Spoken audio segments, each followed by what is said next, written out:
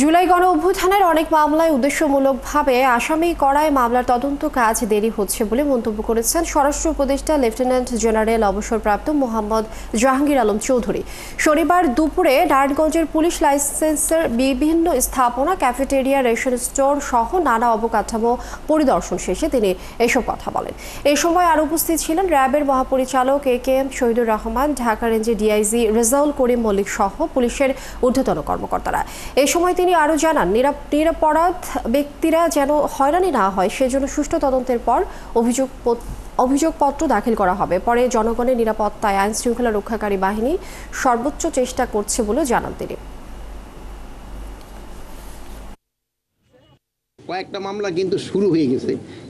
আর plus আরেকটা জিনিস হয়েছিল, আপনারা ধরেন যে একটা হত্যা মামলায় হয়তো 20 জন আসামি হওয়া দরকার ছিল, আপনারা ওখানে 200 আসামি দিয়ে ফেলছেন। এখন এই জন্য ইনভেস্টিগেশনের সময় বেশি লেগে যায়। তা আপনারই কিন্তু আমাদের সবসময় বলছেন যেন নিরাপদ ব্যক্তি যেন কোনো অবস্থায় শাস্তির আওতায় না আসে। এই জন্য আমাদের কিন্তু এটা আরও বেশিভাবে দেখতে হয়।